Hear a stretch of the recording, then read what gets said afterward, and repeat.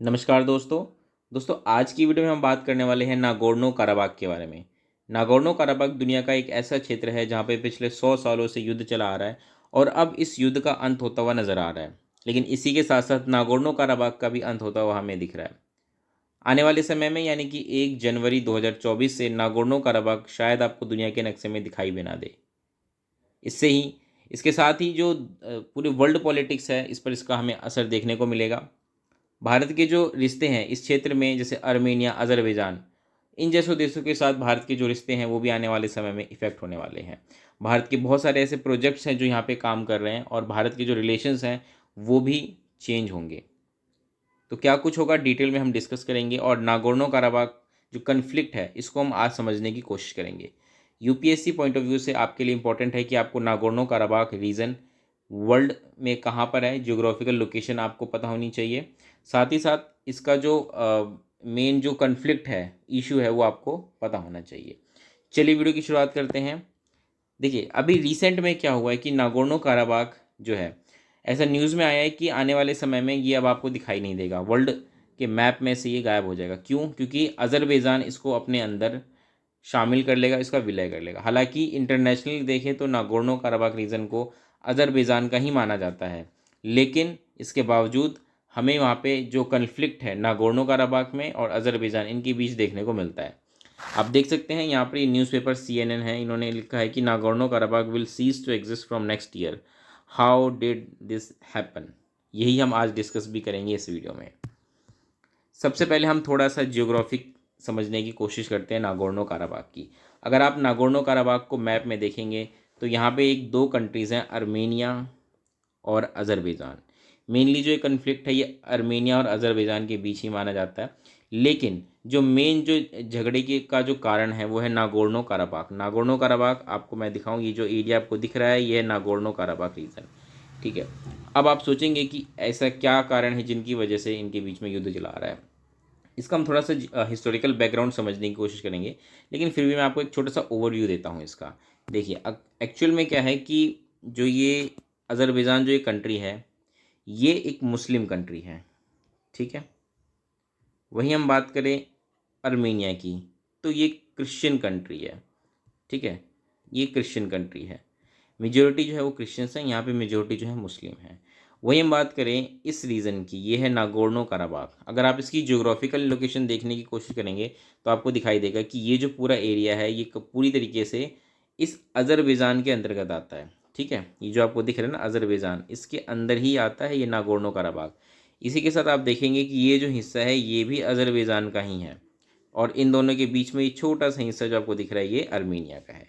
तो इस तरीके से आप देखें इनकी ज्योग्राफिकल लोकेशन। अब अगर हम बात करें नागोर्नो काराबाग की तो इसमें जो मेन जो पॉपुलेशन जो यहाँ रहती है ये भी जो है अर्मेनियन है। मतलब ये खुद को, जो यहाँ पे क्रिश्चियन जो पॉपुलेशन है वही यहाँ पर भी रहती है, तो ये खुद को अर्मेनिया से जोड़ते हुए देखते हैं, खुद को अर्मेनियन पॉपुलेशन बताते हैं कि हम अर्मेनिया के ही हैं। ठीक है, तो इस वजह से आप देखेंगे कि जियोग्राफिकली तो ये अज़रबैजान के अंतर्गत है, लेकिन खुद को ये किससे जुड़ा हुआ मानते हैं, अर्मेनिया से। तो इस वजह से आप देखेंगे कि इनके बीच में ना झगड़े होते रहते हैं।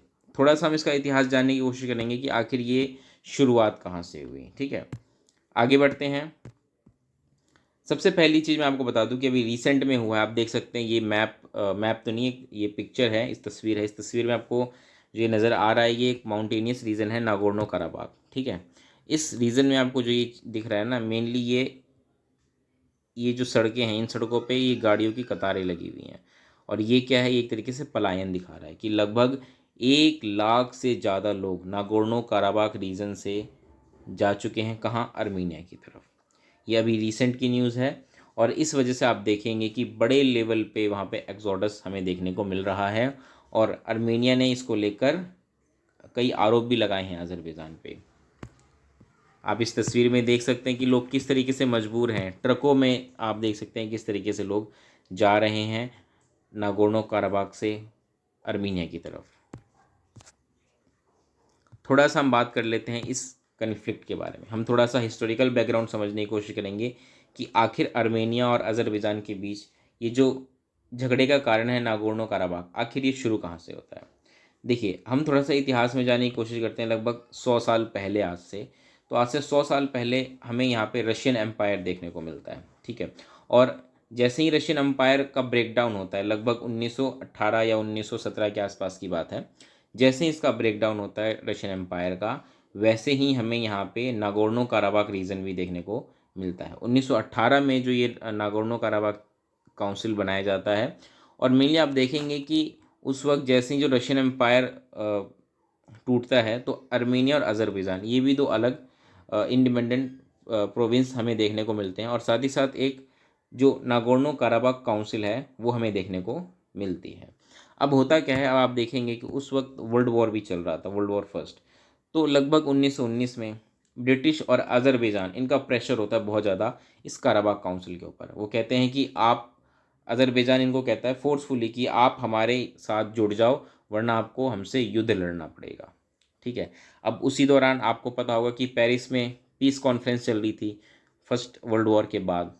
तो उस वक्त कुछ उम्मीद थी कि शायद इसका कोई सॉल्यूशन वहाँ देखने को मिलेगा, ठीक है। लेकिन वहाँ पे ऐसा कुछ भी नहीं होता है।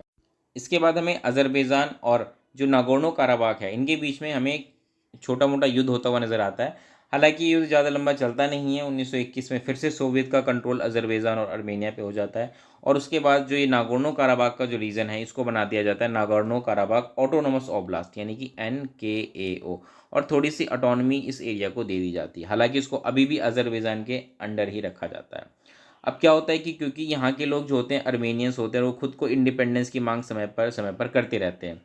1964 में यहाँ के जो अर्मेनियंस लीडर्स होते हैं, ये क्या करते हैं कि ये USSR को लिख देते हैं एक लेटर कि हमें यह इंडिपेंडेंस चाहिए इनसे। क्योंकि यहाँ पे अज़रबैजान है, ये यहाँ के लोगों का शोषण कर रहा है बहुत ज़्यादा यहाँ पे इकोनॉमिक मिसमैनेजमेंट हो रहा है। हालांकि USSR इसको लेकर सीरियस नहीं होता, वो इसको रिजेक्ट कर देता है और मना कर देता है कि हम आपको अर्मेनिया में शामिल नहीं करेंगे। और साथ ही साथ जो लीडर्स ये कंप्लेन करते हैं उनके खिलाफ कार्रवाई कर दी जाती है, उनको इन प्रिजन कर दिया जाता है, जेल में बंद कर दिया जाता है। और इस तरीके से आप देखेंगे कि किस तरीके से जब तक सोवियत का शासन रहता है, वहाँ पे जो नागोर्नो काराबाख में जो अर्मेनियंस होते हैं उनके साथ डिस्क्रिमिनेशन होता रहता है, ठीक है। जो सोवियत जो अज़रबैजानीज होते हैं वो वहाँ की जो अर्मेनियंस होते हैं उन पे बहुत ज़्यादा अत्याचार करते हैं, कल्चरली उनको बहुत ज़्यादा वहाँ पे सप्रेस किया जाता है, ठीक है। और इस तरीके से आप देखेंगे कि जो अज़रबैजानीज़ होते हैं ना, अलग अलग रीजन में, उनको वहाँ से ला करके इस एरिया में सेटल किया जाता है, ताकि यहाँ पे अज़रबैजानीज़ की पॉपुलेशन जो है वो ज़्यादा हो जाए और जो अर्मेनियंस हैं वो कम हो जाए। हालांकि इसके बावजूद भी जो अर्मेनियंस पॉपुलेशन होती है इस एरिया में वो बनी रहती है। इसी के साथ नागोर्नो काराबाख में जो अर्मेनियंस जो वहाँ रहते हैं उनको मना कर दिया जाता है कि अर्मेनियंस नहीं पढ़ाया जाएगा, उनको अर्मेनियंस टीचिंग बैन कर दी जाती है। साथ ही साथ जो नागोर्नो काराबाख के जो लोग अर्मेनियंस कॉलेज में जाते हैं पढ़ने, उनको भी उसके लिए प्रोसिक्यूट किया जाता है कि आप अज़रबैजान ना जाकर अर्मेनियंस को जा रहे हैं। तो इस तरीके से आप देखेंगे कि वहाँ पे किस तरीके से ये चीज़ें होती हैं, और ये लगभग जब तक सोवियत संघ का विघटन नहीं हो जाता 1990, यानी कि 89 में होता है, उस तब तक ये सारी चीज़ें चल रही होती हैं। और जैसे ही सोवियत संघ का विघटन होता है, USSR ब्रेकडाउन होता है, आप देखेंगे कि फिर से अर्मेनिया और अज़रबैजान के बीच युद्ध शुरू हो जाता है, और नागोर्नो काराबाख वॉर की स्टार्ट एक तरीके से होती है। इस युद्ध में अर्मेनिया अज़रबैजान से जीत जाता है, और 1994 में फाइनली रशिया इंटरवेन करता है, तब जाके इनमें एक सीज़ फायर एग्रीमेंट साइन होता है 1994 में। तो 89 से लेके 1994 तक इनके बीच में इस तरीके से युद्ध चलता है। फिर 1994 में क्या होता है कि एक सीज़ फायर एग्रीमेंट हो जाता है। उसके बाद क्या होता है कि ये लगातार छोटे मोटे युद्ध हमें देखने को, इनके बीच में झड़प चलती रहती है। कभी अर्मेनियंस अज़रबैजान के कुछ लोगों को मार देते हैं, सैनिकों को मार देते हैं, वहीं अज़रबैजानीज अर्मेनियंस के कुछ सैनिकों को मार देते हैं। तो 2008 से लेकर 2020 तक इस तरीके से हमें छोटे मोटे जो है वो युद्ध देखने को मिलते हैं। लेकिन इसके साथ साथ आप देखेंगे कि इस दौरान क्या होता है कि अज़रबैजान जो होता है वो अर्मेनिया के मुकाबले काफ़ी ताकतवर हो जाता है, इकोनॉमिकली भी। आप देखेंगे कि जो अज़रबैजान का बजट है ना, जो मिलिट्री बजट है, जो मिलिट्री स्पेंडिंग है, वो अर्मेनिया के बजट से काफ़ी ज़्यादा हो जाती है। और अज़रबैजान धीरे धीरे अपने जो मिलिट्री मॉडर्नाइजेशन की तरफ बढ़ता है, बहुत नए नए तरह के वेपन्स, ड्रोन्स वो उसमें शामिल करता है। और अब देखेंगे 2020 आते आते क्या होता है कि अर्मेनिया जो होता है वो मिलिट्रीली बहुत ज़्यादा वीक हो जाता है अज़रबैजान के मुकाबले। इन दोनों के युद्ध में दोस्तों एक चीज़ आपको जरूर समझने की ज़रूरत है कि मेनली आप देखेंगे कि रशिया जो है जनरली वो अर्मेनिया को सपोर्ट करता हुआ हमें मिलता है समय समय पर। वहीं आप देखेंगे तो अज़रबैजान है, इसको तुर्की का सपोर्ट मिलता रहता है। जो टर्की है वो इसको सपोर्ट करता रहता है मिलिट्री तरीके से, क्योंकि अभी रिसेंट में क्या कि टर्की ने इसको बहुत सारे मॉडर्न वेपन्स वगैरह, ड्रोन्स वगैरह दिए जिसका इस्तेमाल उसने अर्मीनिया के खिलाफ भी किया। लेकिन क्या हुआ कि 2021 में अभी इनके बीच में फिर से एक छोटी सी हिंसक झड़प हुई, जिसमें कि अज़रबैजान ने अर्मीनिया के काफ़ी बड़े हिस्से पर कब्जा कर लिया। अब आप देखेंगे कि इस समय क्या हुआ कि रसिया ने अर्मीनिया को सपोर्ट नहीं किया, जिस तरीके से सपोर्ट करना चाहिए नहीं किया। उसका रीज़न क्या था कि रशिया जो है वो खुद यूक्रेन वॉर में लगा हुआ है, तो इस वजह से इसका ध्यान जो है इस तरफ कम गया। अब अर्मेनिया को क्या है कि इसको बाकी जगहों से सपोर्ट लेनी पड़ रही है। तो यहाँ आप देखेंगे कि यहाँ पे अर्मेनिया एक वीक होता हुआ नज़र आ रहा है, क्योंकि अब इसको रशिया का सपोर्ट भी इतना ज़्यादा नहीं मिल रहा। और इसी का फ़ायदा उठाते हुए आप देखेंगे कि अर्मेनिया लगातार जो हमले हैं, अज़रबैजान जो है लगातार जो अपने हमले हैं वो अर्मीनिया पर तेज़ करता जा रहा है। अभी दिसंबर 2022 की घटना है। दिसंबर 2022 में क्या किया इन्होंने कि आप देखेंगे कि आप जो ये एरिया आपको नज़र आ रहा है, मैं आपको यहाँ पे शो करता हूँ ग्रीन कलर से। जो ये एरिया है, इस एरिया को बोलते हैं लाचिन कॉरिडोर। ये जो लाचिन कॉरिडोर है ये अर्मेनिया और इस नागोर्नो कराबाग इन दोनों को जोड़ता है। एक सिंगल चेक पॉइंट है जहाँ पे ये दोनों एक दूसरे से मिलते हैं। नागोर्नो कराबाग बाकी दुनिया से जुड़ा हुआ है, अदरवाइज़ आप देखेंगे तो कम्प्लीटली अज़रबैजान के अंदर है। अब आप देखेंगे कि दिसंबर 2022 से इन्होंने क्या किया है कि अज़रबैजान ने इसके चारों तरफ ब्लॉकेट्स स्टार्ट कर दिए हैं। कुछ एनवायरमेंटल कंसर्न बताते हुए इसने चारों तरफ यहाँ पे ब्लॉकेट्स कर दिए हैं। जो ये एक सिंगल जो रास्ता था इन दोनों के बीच, जो कनेक्टिविटी थी, उसको बंद कर दिया है। अब आप देखेंगे कि इस वजह से क्या हुआ है कि यहाँ पे जो अर्मेनियंस जो रहते हैं नागोर्नो कराबाख में, इनको जो सप्लाई मिलती थी अर्मेनिया की तरफ से वो बंद हो गई है। मेडिसिन, फूड, वाटर, हर तरह की जो सप्लाई इनको मिला करती थी, फंडिंग जो होती थी, वो सब कुछ बंद हो चुकी है। और अब यहाँ पे जो है एक तरीके से फूड क्राइसिस देखने को मिल रहे हैं। लोग बड़ी मुश्किल से यहाँ पे सर्वाइव कर रहे हैं, और इस वजह से क्या है कि धीरे धीरे ये इस तरफ पलायन कर रहे हैं। और अभी क्या है कि रिसेंट में एक आप पाएंगे कि अज़रबैजान में यहाँ पे एक माइन है, इस माइन में एक धमाका हुआ और इस धमाके में कई लोग मारे गए। इसका इल्ज़ाम अज़रबैजान ने नागोर्नो काराबाग के जो लोग हैं, लीडर्स हैं, इन पर लगाया कि ये इनके द्वारा कराया गया है। और उसके बाद 19 सितंबर को आप देखेंगे कि अज़रबैजान ने इस पर हमला कर दिया, और हमले के 24 घंटे के अंदर ही क्या होगा आप देखेंगे कि जो ये नागोर्नो काराबाग है इसने सरेंडर कर दिया है अज़रबैजान को कि अब हम आपसे युद्ध नहीं लड़ सकते। और इस तरीके से आप देखेंगे कि अज़रबैजान ने क्या है कि इसको अपने में शामिल करने की घोषणा कर दी है कि 1 जनवरी 2024 से जो क्या है ये नागोर्नो काराबाग का जो रीजन है वो अज़रबैजान में शामिल हो जाएगा। इंटरनेशनली बात करें तो वैसे भी नागोर्नो काराबाग को अज़रबैजान का ही रीजन क्षेत्र माना जाता है, लेकिन यहाँ पे क्या था कि सेल्फ गवर्नमेंट थी। लेकिन अब क्या है कि इन्होंने सरेंडर कर दिया है, और अब ये कम्प्लीटली यहाँ पर हमें देखने को मिलेगा कि नागोर्नो काराबाग जो है वो ख़त्म हो गया। साथ ही साथ आप देखेंगे कि लाखों लोग यहाँ से पलायन करके अर्मेनिया की तरफ जा रहे हैं। लगभग इनकी पॉपुलेशन ही 1.25 लाख है। इस 1.25 लाख पॉपुलेशन में से अभी तक लगभग 1 लाख लोग तो यहाँ से अभी तक यहाँ से जा चुके हैं, डिस्प्लेस हो चुके हैं। बाकी कुछ लोग हैं वो भी अब धीरे धीरे इस तरफ आ रहे हैं। तो आने वाले समय देखेंगे यहाँ पे आर्मेनियन पॉपुलेशन लगभग लगभग ख़त्म होती जा रही है। और इस तरीके से देखेंगे आपकी नागोर्नो काराबाग का जो क्षेत्र है वो हमें हमें बिल्कुल ख़त्म होता हुआ नज़र आ रहा है। ठीक है, वहीं हम बात करें कि इंडिया के पॉइंट ऑफ व्यू से ये जो क्षेत्र है कितना इम्पोर्टेंट है, तो जैसा कि मैंने आपको बताया कि इंडिया पर भी इसका असर हमें देखने को मिलेगा आने वाले समय में। इंडिया को अपनी जो पॉलिटिक्स है वो चेंज करनी पड़ेगी। क्यों? क्योंकि आप देखेंगे अर्मीनिया जो है वो इंडिया का बहुत बड़ा पार्टनर रहा है। बहुत सारे वहाँ पे प्रोजेक्ट्स हमें देखने को मिलते हैं।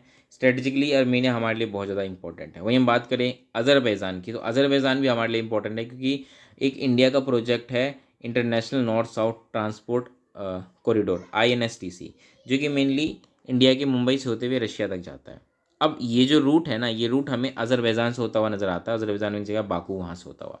तो आप देखेंगे कि अगर भारत के रिश्ते अज़रबैजान के साथ ख़राब होते हैं तो इस प्रोजेक्ट पर दिक्कत आएगी।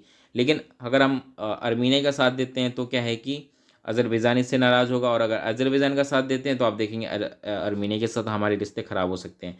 जिससे क्या है कि क्योंकि अर्मीनिया भी हमारा बहुत बड़ा क्रुशियल पार्टनर है। तो इस सिचुएशन में क्या है कि भारत को एक बैलेंस्ड अप्रोच लेकर चलने की ज़रूरत है, और आने वाले समय में किस तरीके से उसको अपनी पॉलिटिक्स जो है वर्ल्ड पॉलिटिक्स, उसको भी डिसाइड करना पड़ेगा कि इस रीजन में उसको किस तरीके से बाकी देशों के साथ कोऑपरेट करना है। ठीक है, तो इस वीडियो में दोस्तों हम इतना ही रखेंगे। आई होप जो ये पूरा कन्फ्लिक्ट था नागोर्नो काराबाग कन्फ्लिक्ट, ये आपको समझ में आ गया होगा। मैंने पूरी कोशिश की कि जितना सिंपल हो सके इसको समझा सकूँ। मिलेंगे दोस्तों अगली वीडियो में। इस वीडियो में इतना ही। नमस्कार।